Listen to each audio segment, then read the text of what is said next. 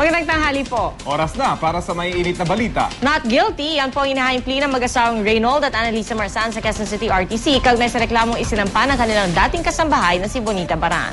Bukod pa rito, hiniling din ng mag-asawa sa korte na makapagpiyansa dahil gate nila. Mahina raw ebidensya laban sa kanila. May ulat on the spot si Steve Dailisan. Steve?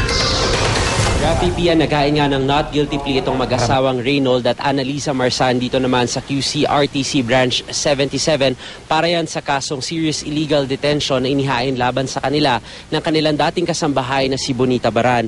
Maagang dumating itong mag-asawang Marsan sa sala ni Judge Hermano Legaspi. Hindi na nga sila binasa ng sakdal dahil winave na ito ng abogado ng mga akusado. Sa halip ay agad na nilang isinumite yung kanilang plea na not guilty. Giit nila, self-inflicted o gawa mismo ni Bonita sa sarili ang mga sugat na tinamo niya. Tinalakay din sa korte, Rafi Pia, yung pagkakaiba ng pangalan ni Annalisa. Ang naisumite raw kasi sa korte ay magkarugtong yung Annalisa pero sa birth certificate ay magkahiwalay daw yung Ana at Lisa. Pati rin yung pagkakaiba ng petsa ng birthday ni Reynold sa birth certificate inusisa. Kasabay nito, naghain din ng petition for bail ang mag-asawang Marsan dahil mahina raw ang evidence of guilt para sa naturang kaso. Bahagi ng apela ng mag-asawa ang umano'y kawalan ng tumitingin sa kanilang tatlong anak. Kanina ay dumating din sa korte yung kanilang tatlong anak. Ito lang daw kasi yung pagkakataon na nakikita nila yung kanilang mga magulang. Nag-birthday pa nga raw kahapon yung bunsong anak nila sa kulungan ng ina kahapon at nasa pangalaga raw ng lola sa eskwela. Nasa pangalaga raw ng lola yung mga bata pero huminto na raw ang mga ito sa eskwela lalo't nakaranas din sila ng panunukso mula sa kanilang mga kaklase.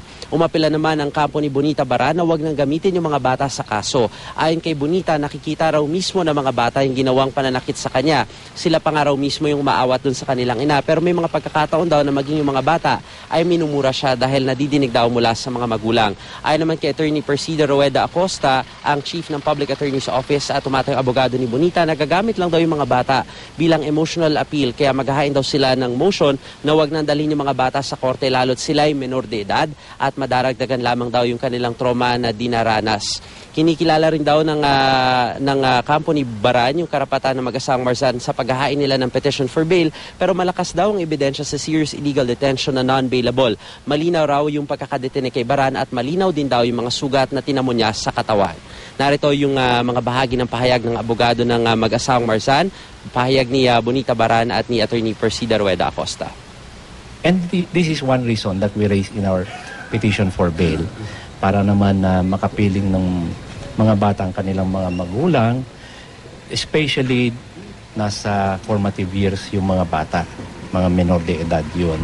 Yung mga anak nila, parang mas nakikita yung ginagawa niya sa akin, yung ginagawa ng nanay niya, is parang nagsisinungaling na yung mga anak. Parang ano sila yung nagsasabi ng nagmumura. Tulad sa akin, minumura ako ng mga anak nila.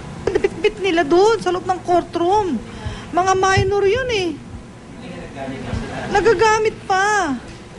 Ang point doon, tama na si Bonita, naabuso nila si Bonita. Tama na, huwag na idama yung mga bata na yan na Rafi Pia, sa September 21 nakatadayong pagdinig para sa petition for bail nitong mag-asawang Marsan.